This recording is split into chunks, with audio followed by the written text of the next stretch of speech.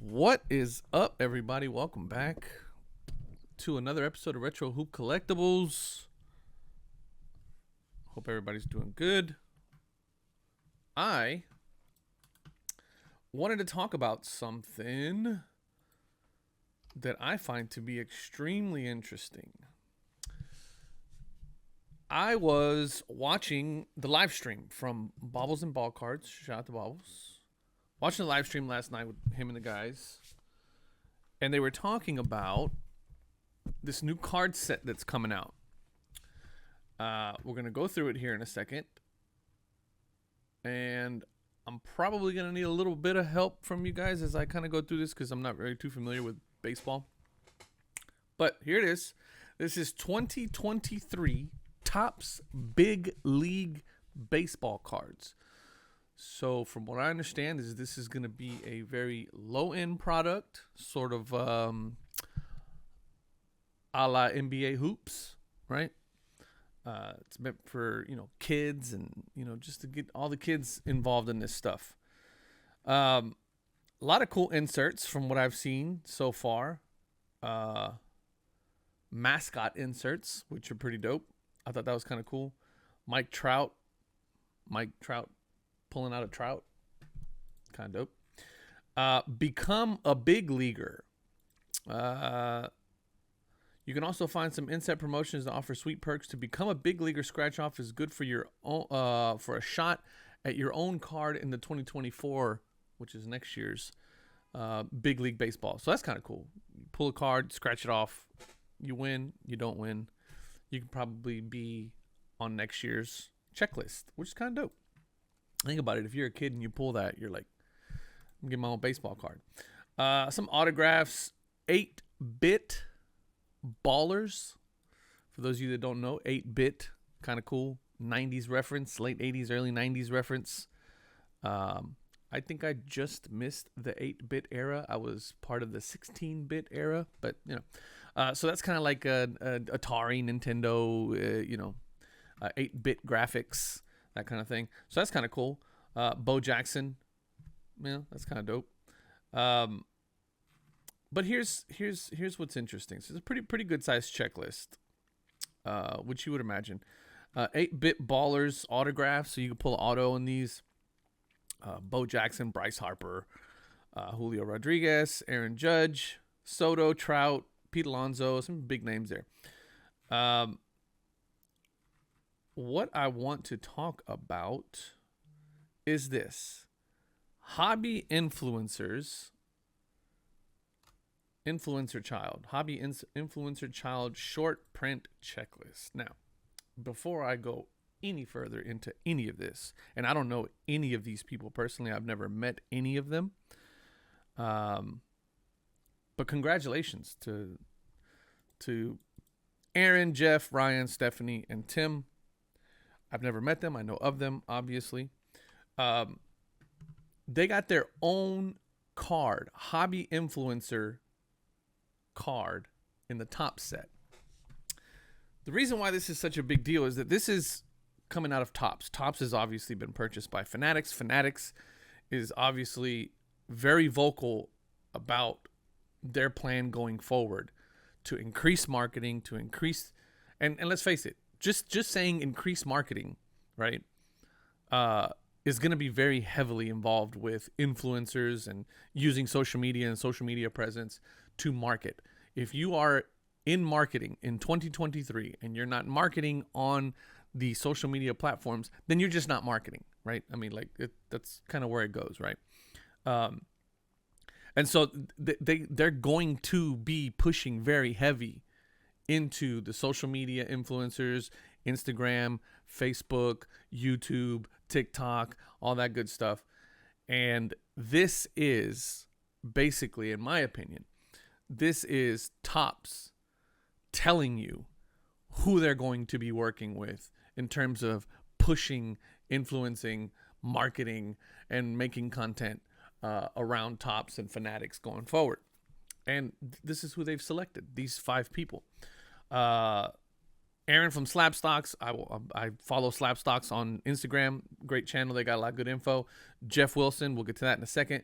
Ryan Card Collector 2, I think the majority of the people in the hobby, 99%, maybe even 98% of the people in the hobby will say that Ryan is probably one of the better people in the hobby. I don't know him personally. I don't know him to be great. I don't know him to be terrible. So Stephanie from Mama Breaks, I watched her on Merlin's channel when she stepped in as a guest spot for the great creator when he was on vacation.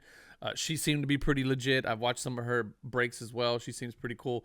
And then Tim from Slab Strong, that dude's just a maniac. I've watched some of his stuff. It's pretty funny. He's a really animated guy.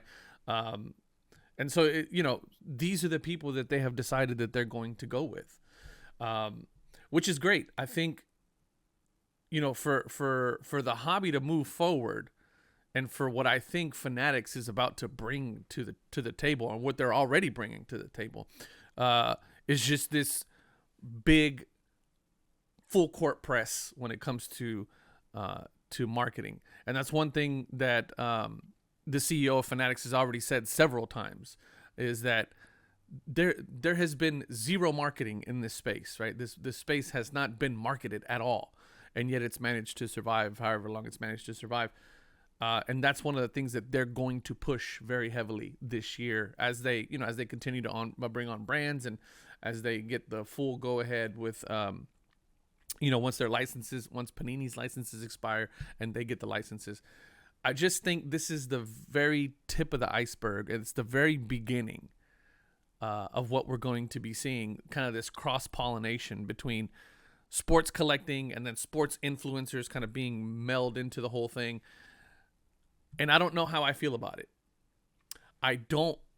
So that being said, I've said my piece there. That's that part. Here's my opinion about this whole situation. If I was a baseball card collector, like if I collected baseball cards and I wanted to buy this kind of, I don't want to pull influencer cards. I think it's stupid. And I'm not just saying that just about influencer cards, but I'm saying that about just anything in general when it comes to pulling cards, that I think was just silly. If you go back to I want to say 90 or 91, I can't remember. I'll correct myself here. Skybox did a set of like education cards, which I thought was the stupidest thing. I thought it was the stupidest thing back then, but even recently when I started kind of pulling cards again, like I started opening wax again, it's just so silly. Like, it's so dumb. I don't want to have anything interrupt my sports card collecting, especially when it comes to like these little funky inserts that have nothing to do with the sport, or like it has nothing to do with a player, a team. It has nothing to do with an event like an all-star game or a finals or anything like that. It is not sport card related at all. And we're putting, like, there's another one that says I pulled a Megan Fox card one time because she was a big, like, notably she was like a big, I don't know, Knicks fan or something like that. And you pull stuff like that and you're just like, what the hell is this? Like, super fan? Like, I don't care that she's a fan. Like, this is stupid. Don't put this crap in my product. I don't want it. And that's kind of how I feel about this, right? I like coaches' cards, right? I like to see a coach card. Those are dope. I always feel like, and I love basketball, so I always feel like the coach is like another part of the cog that makes a winning team. They have mascot set checklist, which I think is dope. Like, mascots are, if you go to games a lot and you're really a fan of the game, mascots are a big deal, a big part of it. That I'm okay with, right? But I'm not okay with non-sports things in my sports card product. And I'm afraid that this is just the tip of the iceberg. I'm afraid that there's going to be more of this depending on how it's received.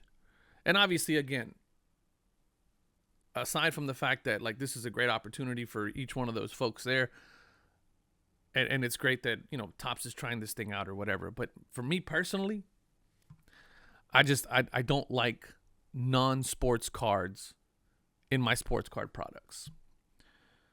So we'll see how this pans out. We'll see that if going forward, maybe there's more of this, less of this, who knows? We'll see how it pans out. But let me know down in the comments what you guys think.